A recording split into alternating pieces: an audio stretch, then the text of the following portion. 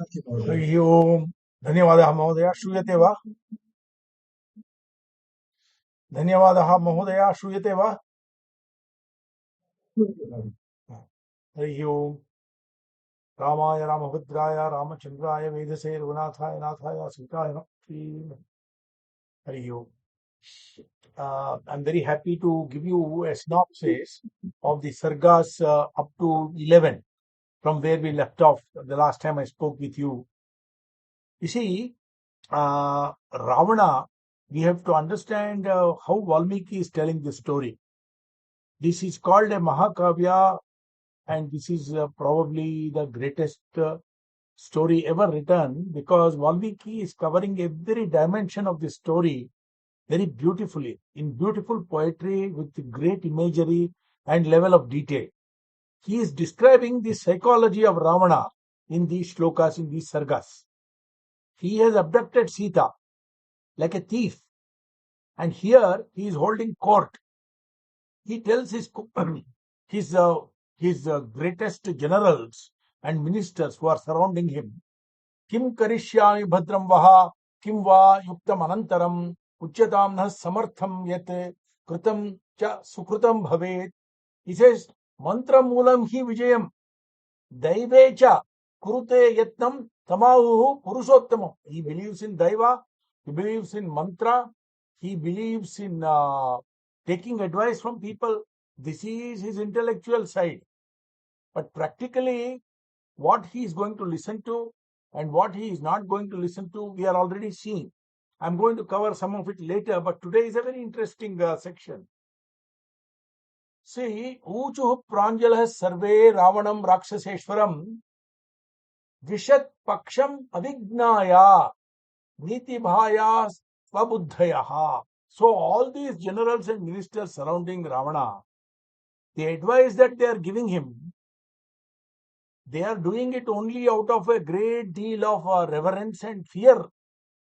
They have no knowledge of who is Rama. They have no knowledge of what is Dharma. Abuddhayaha. So they tell Ravana, what are you afraid of? You remember how you drove Kubera out of Lanka and how you went and conquered him in spite of his great friendship with Shiva, how you destroyed all the Danavas. You know, actually even Shurpanaka's husband was a Danava and he was also murdered by Ravana. Then only Shurpanaka was told by him, you go and stay in Janasthana, do whatever you want. Nobody will control you. So then he went and conquered all the Nagas in the Nagaloka. He went and conquered Yama. He conquered Varuna. Indrajit went and conquered Indra. So they are telling him, you have done all these fantastic things and your son is so great. They say, we will do one thing. We will go in the disguise of a human being and go and tell Rama, Rama, you give up all these monkeys. They are of no use. Bharata has come to know that you have lost Sita and he is bringing his big army from Ayodhya. So you wait for his army. So that way we will distract him and separate him, divide him from the Vanaras. And they come up with ideas like this. They say, we will attack the Vanaras from the sky. We have so many powerful weapons. We'll kill all the Vanaras in 2 minutes. No problem. Then Valmiki is introducing each of the great generals. You see, Yuddha Kanda is called Yuddha Kanda because we are going to see a lot of battles. And all these warriors on Ravana's side, they are not ordinary warriors. They are very powerful warriors. They have a fantastic record. Every one of them has won the Victoria Cross. So he is introducing us. That is the greatness of the poet Valmiki. Tato Nikumbho Rabhasa. Nikumbha is a son of Kumbhakarna.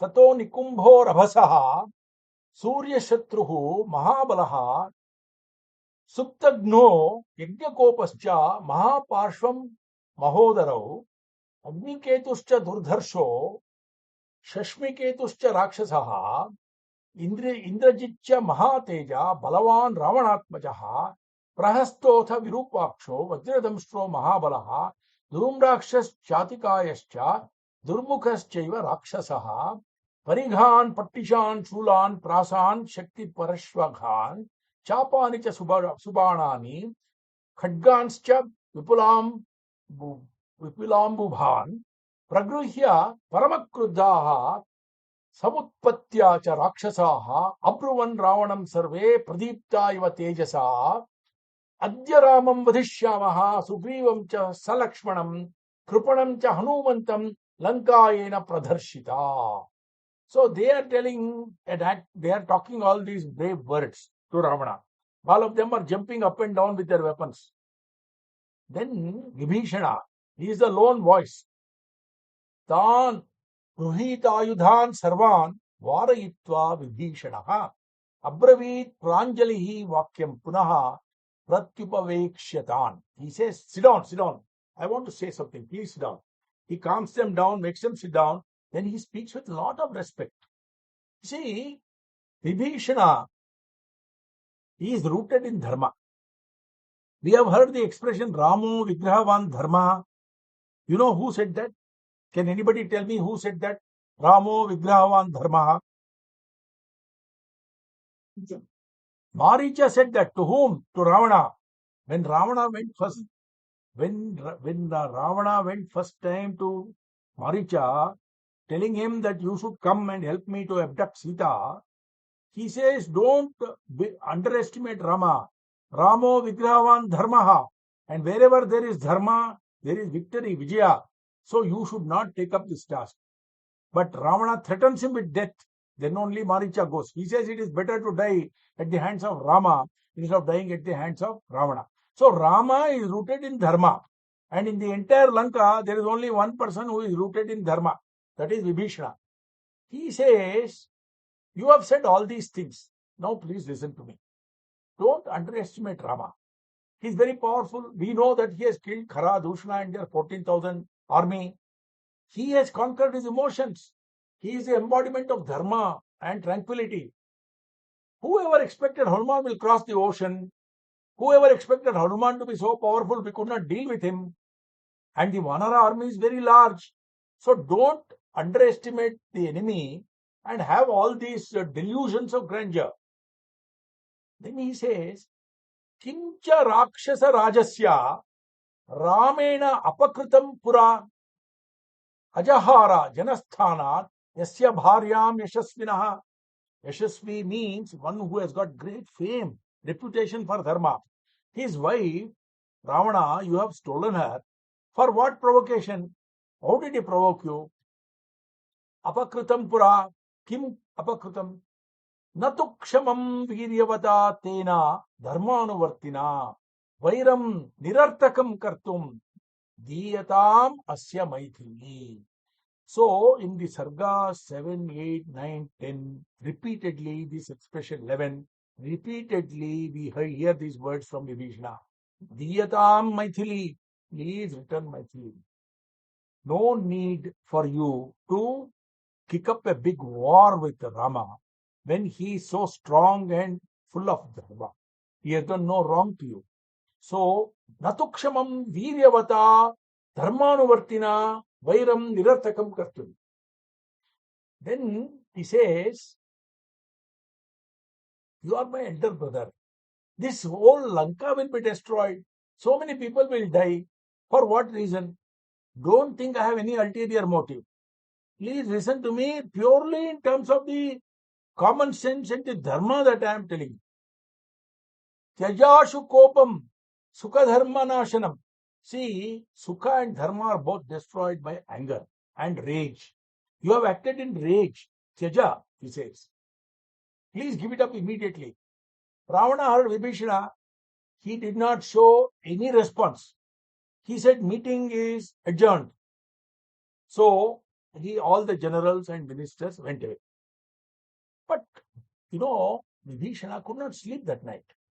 So then next morning, early morning, because he is the brother of Ravana, so he gets access into Ravana's palace early morning, and Valmiki describes how this is so beautiful. He describes it in great detail.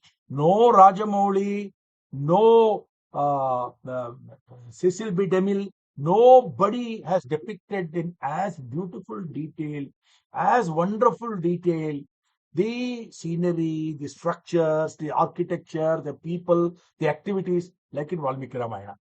So Valmiki describes the glorious morning, and there is a lot of Vedagosha. A lot of Brahmins are on Ravana's employ. They wake him up with Vedagosha. So Vibhishana goes into Ravana's palace and again speaks with great humility and explains to Ravana that he has to do prayaschitta and give up Sita, because there have been so many bad omens since she came, since she has been abducted, and he has to make amends by doing prayaschitta and returning Diyatam, Maithili, and all his words of sagely advice fall on deaf ears again. For this, Valmiki explains, Kama Mohitaha, Ravana was incapable of listening to good advice because he was so lustful and infatuated with Sita that he really believed that nobody could actually uh, prevent him from actually conquering Sita after killing Rama. Then the scene shifts into the next sarga, where there is a detailed description of the grand procession of Ravana to his assembly hall, because he has now called all the people, all the important people of Lanka, all the ministers and generals to come and have a proper discussion and the next military steps to be taken to defend Lanka. So that is in the 12th and 13th chapters. I will not go there, but the lone voice of wisdom and dharma, even in the 11th chapter and the subsequent chapters, is that of Vibhishana. Thank you very much. Sri Ramajayam.